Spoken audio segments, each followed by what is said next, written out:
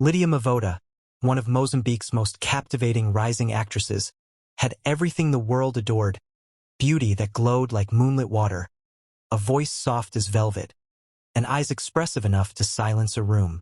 But behind her fame hid a storm.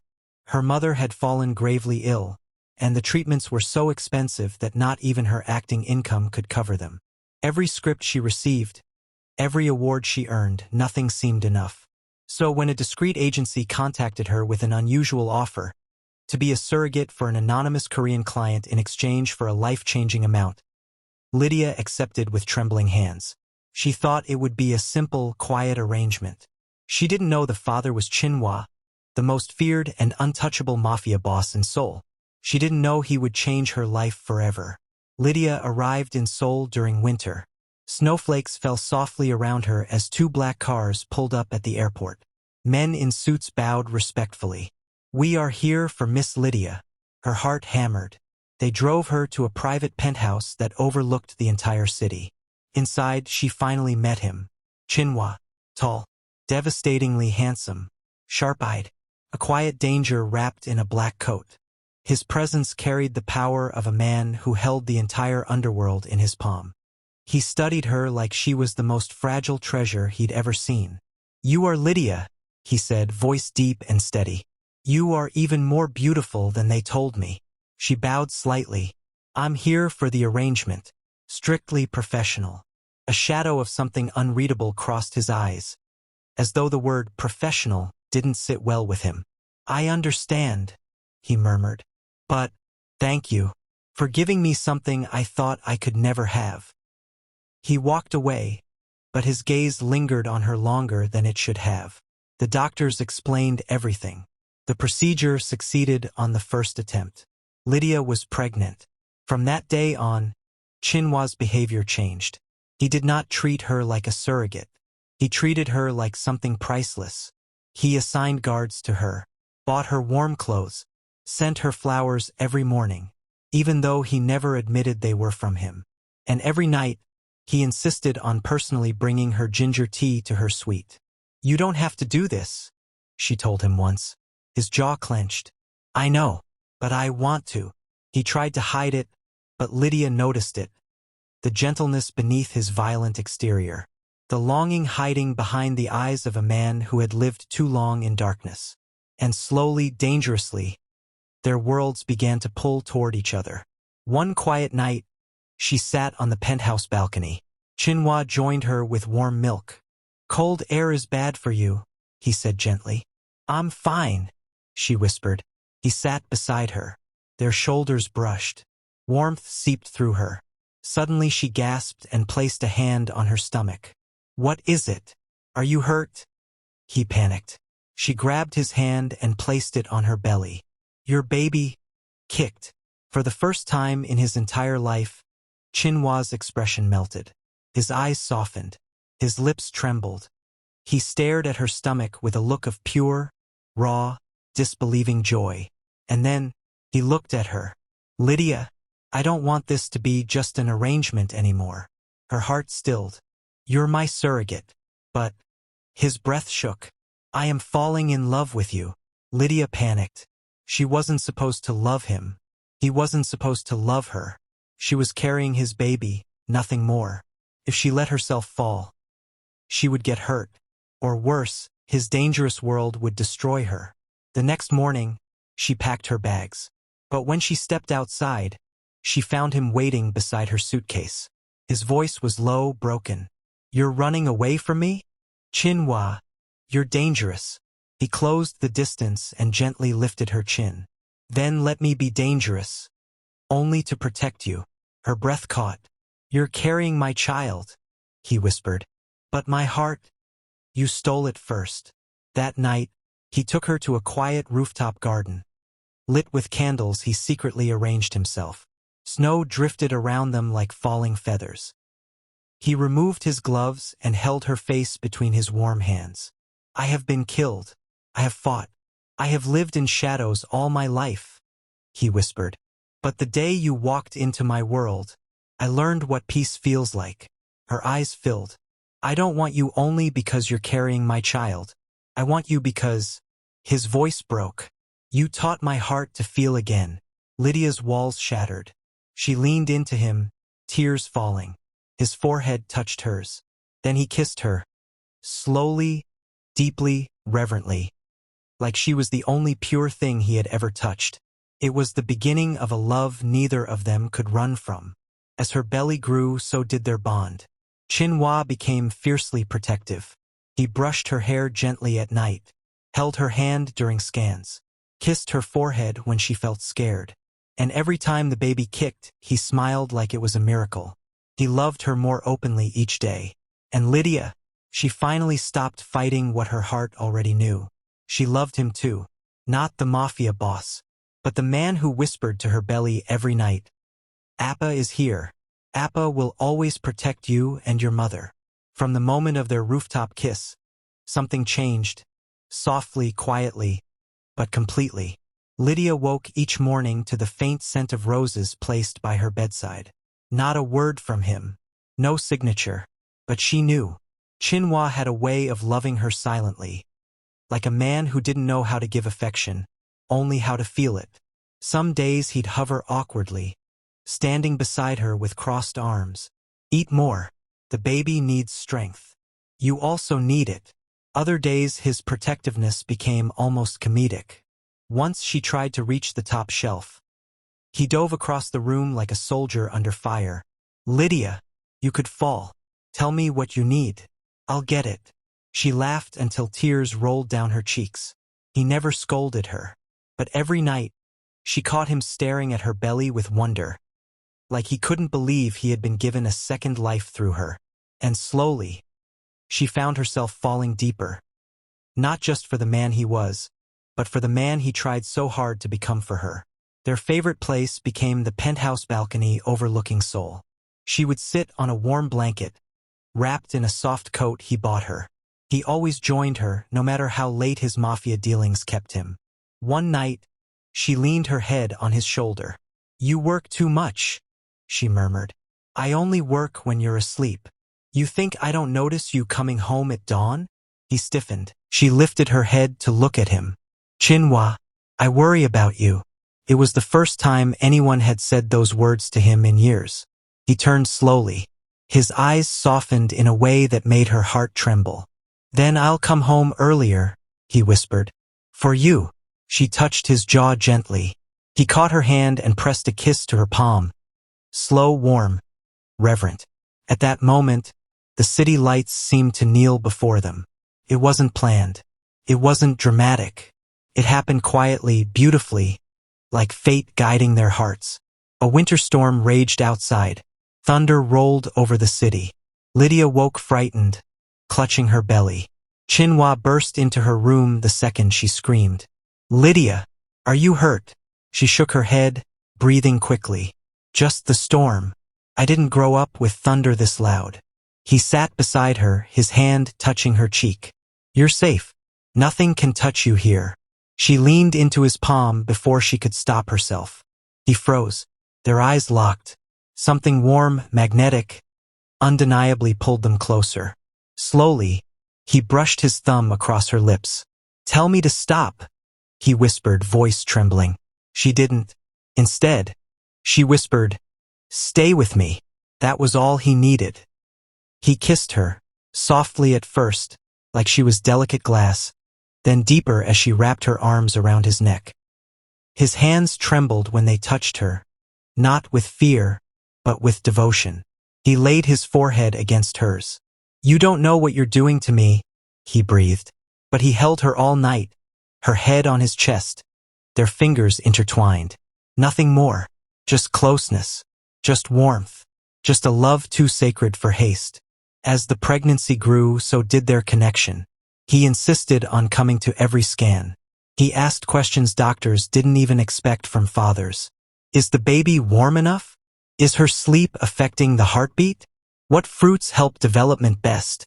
Lydia watched him with stunned affection. "You look like a father already," she whispered. He blinked, taken aback. "No one has ever called me that. Because no one knew this version of you." He looked at her like she had opened a door he never knew existed. Then he did something no one expected from a ruthless mafia boss. He placed his ear gently on her belly, whispering softly in Korean. "What are you saying?" Lydia asked. "I'm telling our baby." He kissed her stomach tenderly. "That her father loves her mother very much." Her breath caught. Her heart melted. "Chinwa." He looked up, eyes full of emotion usually buried beneath violence. "You are my peace, Lydia. You and our child." She cupped his face gently. "And you are my miracle." Their lips met, not with fire, but with the gentlest warmth, the kind that wrapped their hearts together tighter. One late evening, she found him on the rooftop, staring at the sky. The cold wind whipped his coat, but he didn't move. She approached quietly. "What are you thinking about?" He didn't look at her. "I was prepared to die young. Violence does not let men like me live long." She swallowed painfully. "But then you came." He finally turned, eyes glistening. "And suddenly I want to stay alive." Her heart cracked open. He walked toward her slowly, placing his hands on her arms. "I want to see our child grow. I want to wake up beside you every morning. I want to leave everything dark behind." He exhaled shakily. "Just give me a reason." She rose on her toes and kissed him softly. "A promise, a vow, a home." "You are your own reason, Chinwa," she whispered. "And I'm not going anywhere." He pulled her into his arms and held her like the world might steal her away.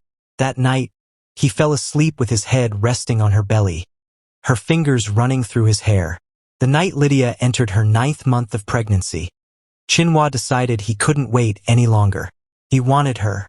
Not as a surrogate, not as a temporary arrangement, but as his woman, his wife, his forever. He prepared everything in secret. One evening, he told her, "Come with me. I want to show you something." They drove out of the city until tall bamboo forests surrounded them.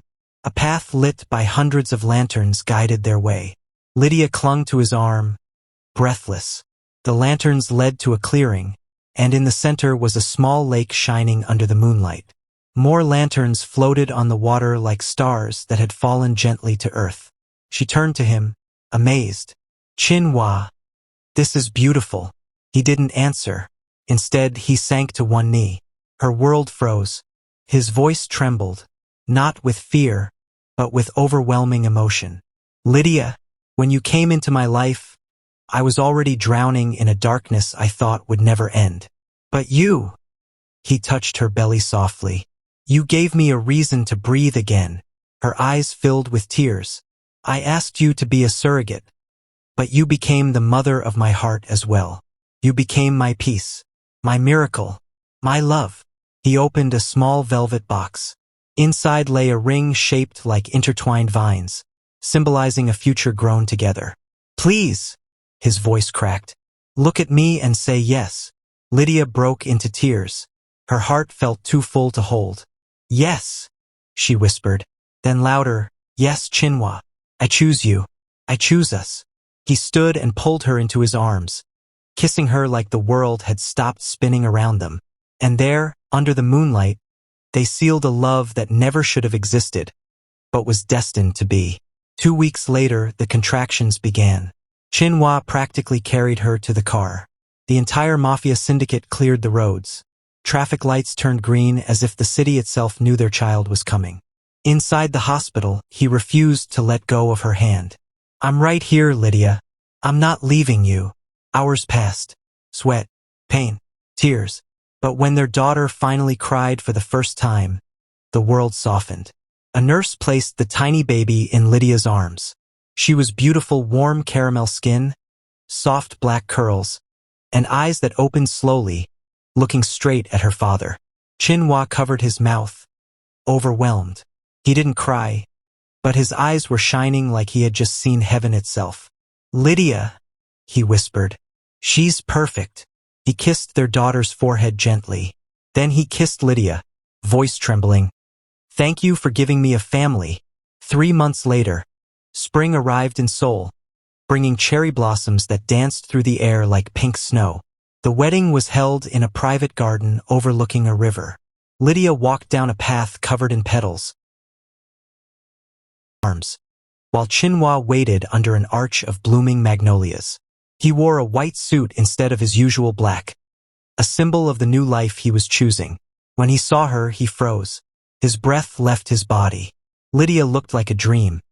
A soft lace gown, her hair in gentle curls, her daughter nestled against her chest. When she reached him, he whispered, "You are the most beautiful thing I have ever seen." The priest began the ceremony, but Chinhua couldn't take his eyes off her. When he said his vows, his voice was low and shaking. "I once ran an empire of fear, but today I stand before you as a man who wants nothing but peace. Because of you, I vow to protect you, cherish you, and love you with every breath I have." Lydia cried softly, holding his hands. "I vow to stand beside you, not the Mafia boss, but the man with the gentle heart, the man who chose love over darkness, the man who chose me." When they kissed, cherry blossoms blew around them, as if the sky itself wanted to bless their union. It was a kiss of destiny, a kiss of forever. After the wedding, Chinhua kept his promise. He left the Mafia. He surrendered control, cut ties, and walked away from everything that once defined him. He bought a quiet home by the sea for Lydia and their daughter, a place where waves kissed the sand gently, a place where their child would grow without fear. Their daughter Minari grew quickly, inheriting her father's piercing gaze and her mother's warm smile. Every evening, Chinhua read her stories, letting her tug his hair and climb onto his shoulders. Lydia watched them with a heart full of gratitude, joy, and love. One morning, Lydia called him into the kitchen. "Chinhua, I have something to tell you." He froze, eyes studying her face. "What is it?" She took his hand and placed it gently on her belly. Just like the first time, his eyes widened, his breath shattered. You're pregnant?" She nodded, tears forming. "We're having another baby." Chinhua's knees actually weakened. He pulled her into his arms, laughing softly, trembling. "Another miracle," he whispered. "Another piece of you, another piece of us." He knelt and kissed her belly with overwhelming tenderness. "Our family is growing," he whispered. "I will spend the rest of my life loving all of you." And he did, every day, every night, with a heart that once knew only darkness, now glowing with the light Lydia had given him. After leaving the Mafia world completely behind, Chinhua bought a house far from danger. A beautiful, quiet seaside home with white walls, wide windows, and soft humming breezes. He built it with one goal, a place where Lydia could laugh freely, a place where Minari could grow without fear, a place where their unborn child could come into a world of peace. The sound of ocean waves became the rhythm of their daily life. Mornings smelled like salted air and fresh bread. Evenings glowed with sunset light that poured into their living room like liquid gold. This was their new life. Simple, peaceful, beautiful. Lydia always woke up first. She would lie in bed, watching Chinhua sleeping beside her. Without the weight of his former life, he looked younger, softer, almost innocent. She would trace her fingers down his jaw, whispering, "Wake up, my love." He always pulled her closer before opening his eyes, pressing a gentle kiss to her neck. "I dream better when you're near," he would murmur in his deep morning voice. They cooked breakfast together, or rather, Lydia cooked while Chinhua followed her around like a lovesick bodyguard. "Sit," he'd insist. "You're pregnant. Let me do the lifting." "You're not touching knives today." She laughed every time. "You were a Mafia lord. Why are you scared of kitchen knives?" "I'm scared of you getting hurt," he replied seriously, kissing her forehead. He brewed her favorite tea, watched her sip it, then kissed her simply because he could. Their daughter Minari filled the house with joy. She waddled around with curly pigtails bouncing, giggling at everything. Her favorite toy was a tiny plush carrot. Chinhua bought it because she pointed at it once in a market. And every day, like clockwork, Minari would run to the garden shouting, "Appa! Appa play!" Chinhua, once feared by hundreds, would immediately drop everything, documents, tools, even food, and kneel on the grass. He let Minari climb on him like a mountain. He let her tie ribbons in his hair. He let her wipe her tiny hands on his white shirts. He only had one rule. Lydia, don't wash Minari's drawings off my shirts. I want to keep them. Lydia laughed every time. Watching him be a gentle father made her fall in love with him all over again. Every day, deeper than the last. After Minari's nap, they took slow walks along the beach.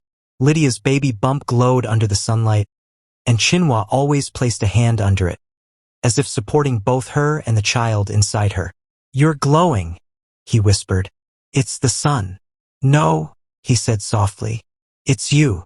He collected seashells for her. Big ones, tiny ones, pink ones, as if each one was a love letter in a delicate form. Sometimes they sat together under the shade of a palm tree, his head on her lap, her fingers brushing through his dark hair. She teased him often. I never imagined a mafia boss liking cuddles. He smiled lazily. A mafia boss never had a wife like you. When the sky painted itself in shades of purple and gold, the real romance began. Chinua lit candles around the living room, soft, warm, intimate. Lydia would sit on his lap, her head resting on his shoulder, while he wrapped his arms around her waist.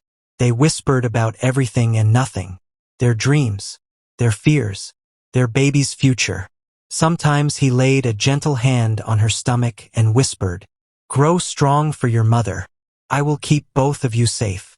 And Lydia would melt into tears, happy tears, grateful tears, because of the man he had become. They kissed often, slow, tender, unhurried kisses that tasted of devotion, not desperation. Their love deepened not through grand moments, but through the gentle, simple ones. When Minari slept, nights became their sacred world. Chinua never let her go to bed without kissing every inch of her hands. You are my peace, Lydia, he always whispered. You gave me a future. They curled together under the blankets, her back against his chest, his arms encircling her protectively. Some nights were passionate, filled with soft moans, tender touches, and love so deep it felt like breathing. Some nights were quiet, just the two of them listening to the waves outside and feeling their unborn baby kicking gently between them. Either way, every night ended with him pulling her close and murmuring, I love you more than anyone ever taught me how. And she answered, I love you more than my heart knew it could. Lydia continued acting in small local projects, and Chinua supported her proudly. He held her scripts, made her tea during rehearsals, massaged her feet after long filming days. He never wanted her to lose herself. He loved her ambition almost as much as he loved her soul. And Lydia encouraged him to open a new business. Not illegal, not violent, but something healing. He opened a small seaside cafe called. Thank you for watching. If you enjoyed the story, please leave a comment. Also like, share and subscribe to my channel and click on the notification icon so that you will get notified whenever a new story is uploaded.